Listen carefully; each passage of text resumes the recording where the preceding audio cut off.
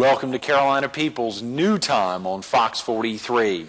For this week, you can catch River Talk with Banana Jack Murphy at 8 a.m. Is there a difference between palliative care and hospice? You'll find out coming up next on Carolina People.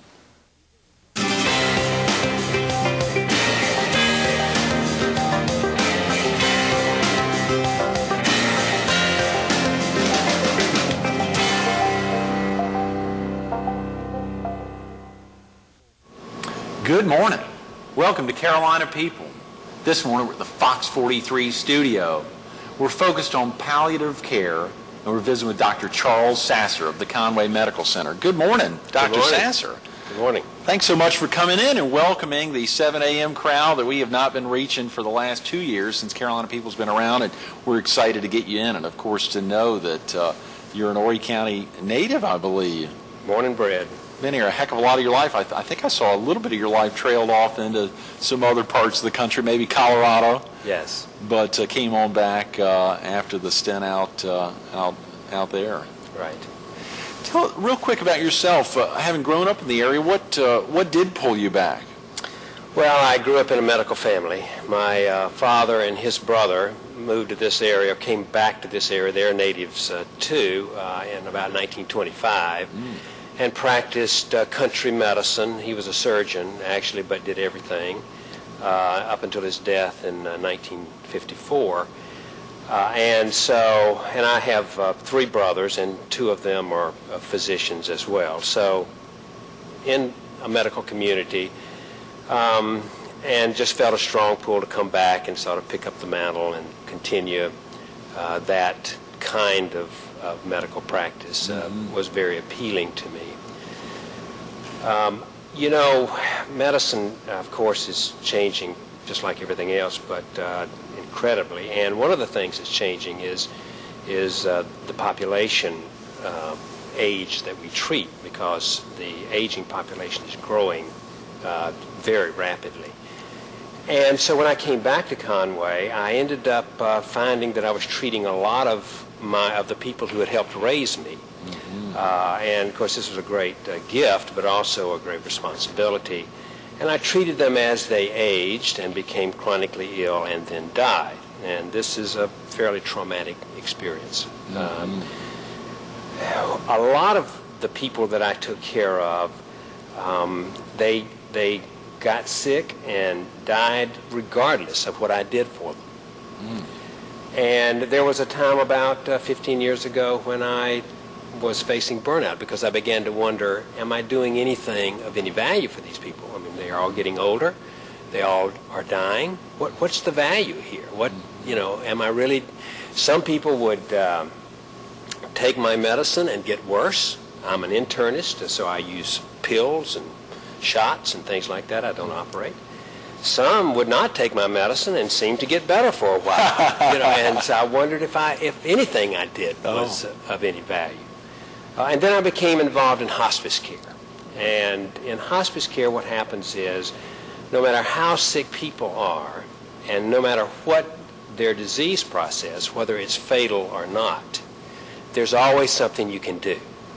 And if you can make somebody have a better quality of life for one day as they face their dying, then you've accomplished something really great. And so my goals for my personal ability to care changed, and it sort of gave me some renewed hope in my personal sense of being able to be of value to my patients and to my long-term satisfaction with the practice, and it sort of turned me around. It seems like this year, 1989, or 15 years ago, was a critical year. We had a guest last Thursday, Dr. Bill Davis, who helped found SOS Healthcare, and he said it was 89. They're celebrating 15 years now of SOS, and 15 years ago, he wondered if everything he was doing, if he could do more. Yes. And that aspect of shifting a little bit into the hospice side. I mean, and grief is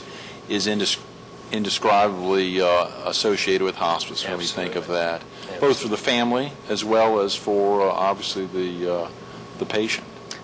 And the physician. And the physician. And Oh the my God, we're team, missing and the something. hospice Yeah. team that takes care of these people over the last 6 months. We have memorial services and in hospice, and we go to them, and we do our own grieving as a part because we lose these people too. So, and when we are taking care of people who are dying, it gets us in touch with our own personal losses, and so we have to have done a great deal of grief work.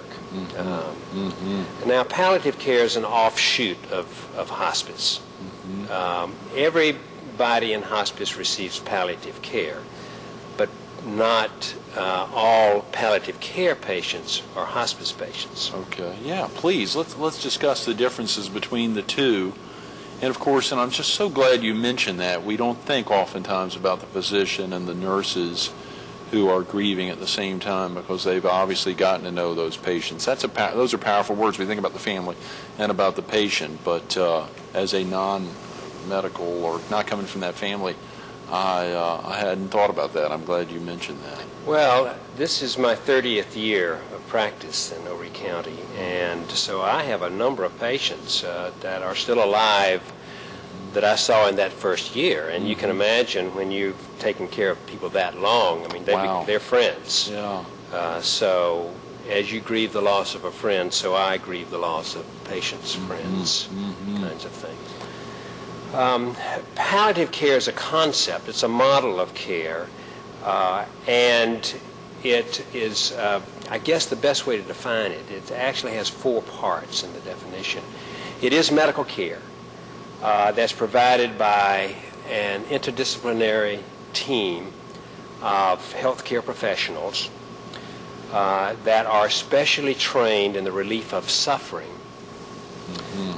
for a population of people with chronic incurable disease. But they can be at any stage in that illness when they decide that they would like to have palliative care services. The interdisciplinary team includes physician and nurse, but also chaplain and social worker. And that is in recognition of the fact that when we are suffering from an incurable illness, it causes suffering that is outside of the domain of the traditional healthcare system. Much of that experience of suffering will be outside of what doctors and hospitals traditionally do. Suffering is different from just the pain. Doctors and nurses have great skills in relieving pain, but suffering is multidimensional. It has to do with your future, the loss of it, and the past that needs to be healed. And it has to do with what your function is in the community and the loss of that. It has to do with the integrity of the person, and any threat of loss of integrity of the person causes suffering. About 15 or so years ago, I'm a jogger, and I tore cartilage in my knee and had arthroscopic surgery. At the same time, there was a University of North Carolina athlete named Kenny Smith. You remember Kenny Smith? He was a star guard, and he had arthroscopic surgery the same day I did. Ooh. Now, we had different outcomes. He went back a week later and scored 40 points to beat somebody. I was on crutches for 6 weeks. Oh, my God. And I didn't know how that was going to turn out. And I faced not only the loss of jogging, which I loved, and fortunately still can do and love, but the loss of the ability to play with my children in a vigorous way. What did my future hold? So that surgery caused great suffering for me. It was hardly a blip on his screen. So you can see how different the same kind of illness can cause great suffering in some people, but not much in others. So. I saw the use of the word closure at times, having to, and I don't remember in what context, it tied into the definition at one of those 4 prongs of palliative care. I can't remember how closure wrapped in. It seems like it was right at the end of part of one of the definitions, and as you say, is that community experience oftentimes are wrapping up some relationships that folks have. Right. When you face incurable illness, and you need to know that in the current healthcare climate in which we live, in which we are very good medically at keeping people alive, but not so good in addressing the quality of that life, that most of us will know at least a year in advance the name of the disease that we will die from. Some of us will know 10 to 20 years in advance, and yet we have to come to some terms with that illness. And that's a period of time in which we look at our past and our relationships and think about those that are wounded and need to be addressed. And so it's said that a dying person has 5 things they need to say to their significant others. Thank you, forgive me, I forgive you, goodbye. So you see, and that takes some work. And there are a lot of people who will say, gosh, I have this estranged child, but I don't know where they are, and no, I don't want to talk to them. And you feel a sense of real sadness here that this is a relationship that this other person left out there will have to take with them unresolved to their grave. So these we think are issues that contribute directly to suffering, and that great healing can take place if you have opportunity as you face your progressive disease and loss of function. We've got to throw "I love you" in there on one of those 5. I love That's you. right. Did I miss that? Yes. Or maybe not. Maybe you said that. I'm sorry. Yeah. Forgive me, I forgive you. Thank you, I love you, goodbye. Goodbye. Yes, those are the 5. That's right. Absolutely. Well, it's so the impact, and of course, I was so excited trying to prep for this morning's interview. There were some amazing statistics. Do you remember? On the same page, I believe, in research and some of those some of the aspects of the definition, there were some statistics. The first one. Do you mind if I read that? No, go ahead. This was powerful. There are more persons currently alive in the world over age 65 than the sum total of all who have previously achieved that age from the beginning of recorded history. These numbers will double by 2030. Right. Can you talk about the impact? Just how that, is it that simple? That's incredible. Yes, that's why palliative care now. That's why we're having this move. Now, palliative care movement really began in the 70s, but it began, you heard about it through hospice. But now the understanding is that there are a lot of people who are not imminently dying. You have to have a 6-month prognosis in order to be admitted into a hospice program. There are lots of other people out there who have chronic illness and who are aging. And this is what's happening. When people come to me who are 70 years old, I can anticipate they're requiring medical care for another 10 to 15 years and possibly more.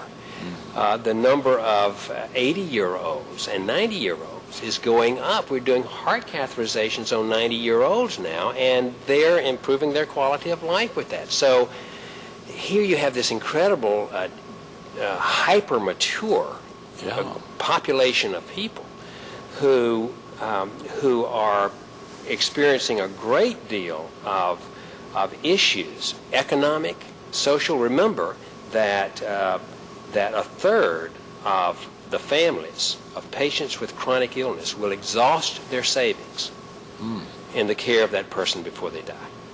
A third. So there are major socioeconomic issues that have to do with chronic illness. What can that third do? Can they just pray? What can they do about that? Is there something they can begin doing now? Absolutely. How do you know if you're part of that third? That's... Yes. Well, I always say, if you ask me what I would like as I faced my illness, my terminal illness or become chronically ill, and this is why I'm very anxious in palliative care being a rapidly growing movement in this particular area, and it is, interestingly. And by the way, Bill Davis was one of the original board members of hospice, and he and I have been fellow travelers for many years in parallel tracks. But he's a great friend, and I'm a great admirer of him as well. Sure. I want to make sure there's somebody around who knows how to use pain medicine and use it well and appropriately, because I'm not going to be able to prescribe for myself. Right. And there are some really incredible things that you can do to relieve physical pain. And you have to start there.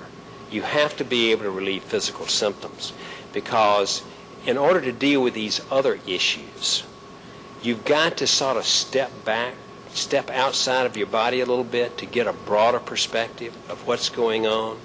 And you can't if you're having physical pain, because pain nails you to your body, and that's all you can deal with. So the first thing you've got to do is have a pain specialist who can deal with pain and nausea and dry skin and all the issues that go along with chronic illness.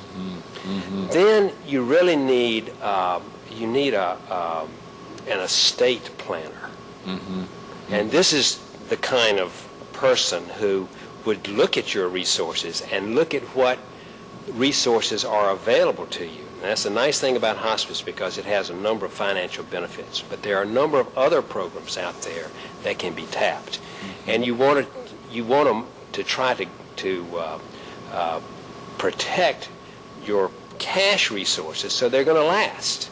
And of course, we would like to be able to leave a little bit to our children. Right. Your loved one. And so, but this really needs some careful planning, because you know what the cost of medicine is.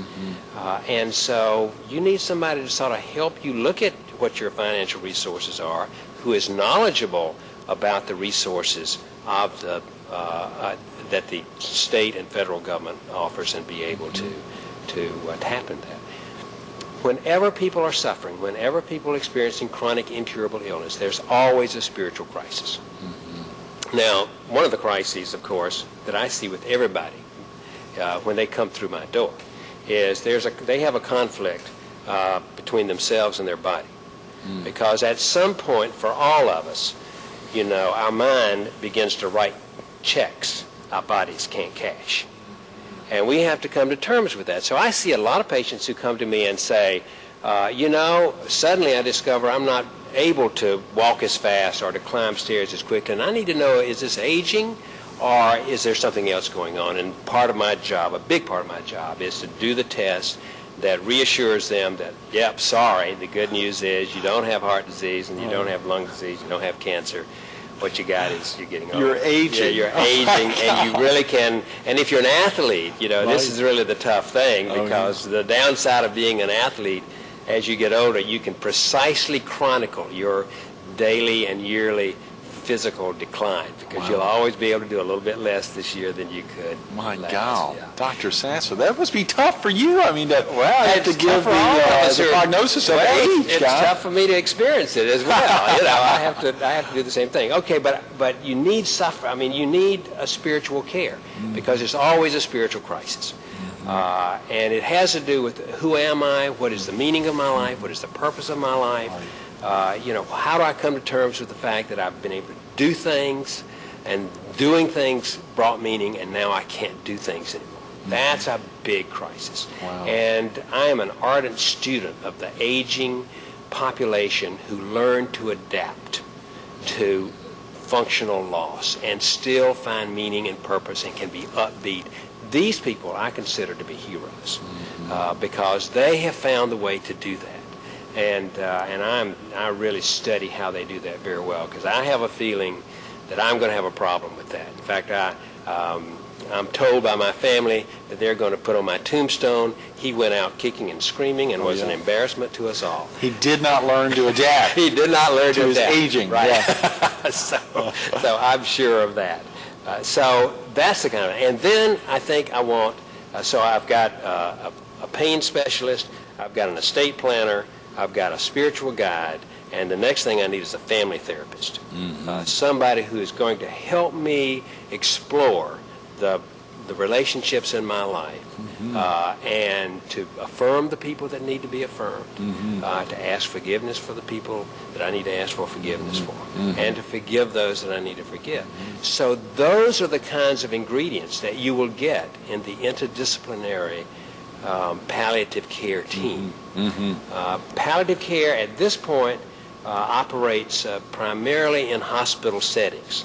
So we see patients as they come in for whatever illness, but it's their third or fourth hospitalization for their cancer or their heart failure or their lung disease, et cetera, kidney failure and things like that. And then we're asked, because of other issues, whether it be physical pain or other kinds of socioeconomic issues that come up at that time, to see them. We will see in the next few years a rapid growth of outpatient palliative care. The problem with that is that there is not much of a reimbursement mechanism. So the healthcare system has not fully bought in to palliative care, at least from a reimbursement point of view. So most palliative care in this country at this particular point in time is grant supported. Okay.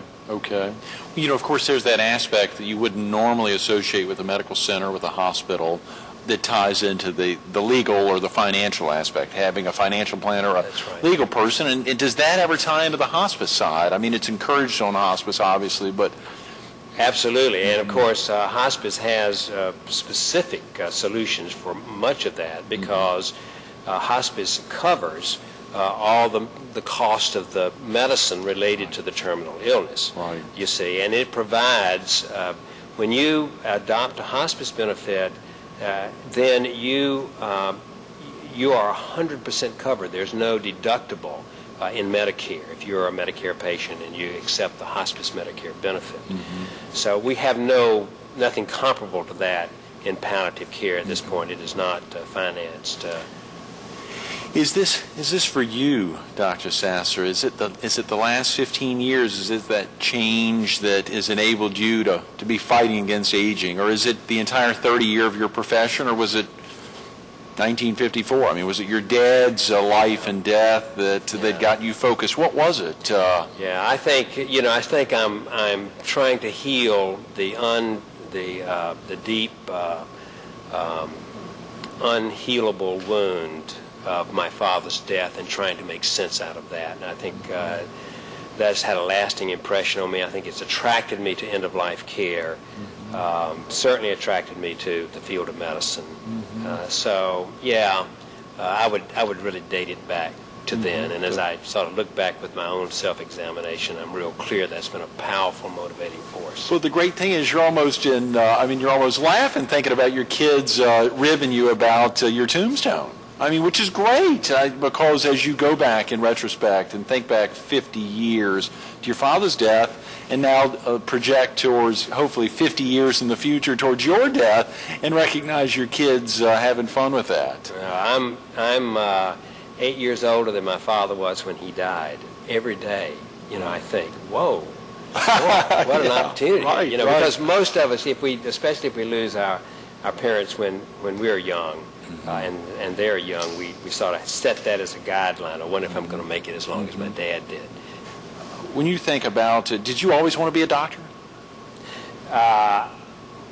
No, I don't think so. I think I'm not sure. I know that I resisted it for a long time. I mean, my entire family was going into the medicine, and I'm thinking, I don't want to follow, just, like a robot in their footsteps. Right. And so I resisted it for quite some time. And so it's sort of amazing how you do things. I was in college, actually, and I don't want you to take this wrong. I really feel called to medicine, and I don't think I could do anything else. I love the practice, and after 30 years, that's a gift in itself. Oh, yeah. However, I was struggling with the concept when I was a sophomore in college, and so my brother was in medical school and invited me down for a weekend. Oh, yeah. And so he took me through the anatomy lab, and I didn't throw up. And then he took me to one of the wildest parties I've ever been to in my life to this date, and I said, hey, I think I can handle this. That's a great story. That is a great story. Golly, you said two of your siblings or your brothers and sisters were doctors. One of them wasn't, so... Yes, he's a lawyer. Golly, y'all covered all bases there. Protect yourselves. That's fantastic. When you think about inspirations for you, Dr. Sasser, whether it was, as you said, the death of your dad in '54 or the 15-year ago, the wake-up call, the biggest inspiration for you now is... Yeah, and that's actually a fairly simple question, an easy question for me. There was a time in my life during burnout period that I talked about in which patients were adversaries. There was all, and still is, and worse even now, the litigation issues. And I had to come to terms with that. I've had my own share of lawsuits. And they're paying a terrible blow on your sense of who you are as a physician.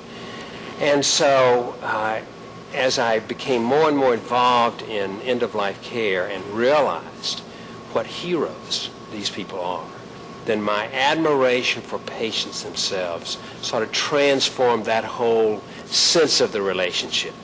And now I'm the student.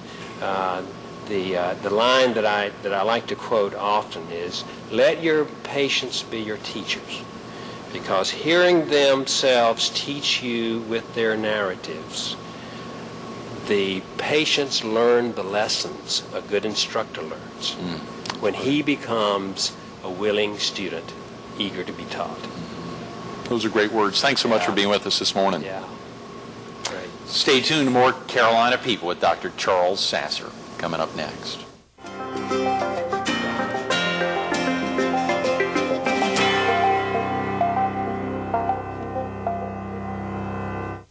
Big word there was adapting. If you heard Dr. Sasser talk the last 30 minutes, adapting to the surroundings, whatever those surroundings are, inspirations and the relief of suffering. Hearing a guy talk about being the student of the aging population and helping to see them adapt to their age and the aging of their bodies, inspired by the death of his own father in 1954, and as you hear him make real clear, inspired by his patients today, 30 years ago, and the patients of tomorrow.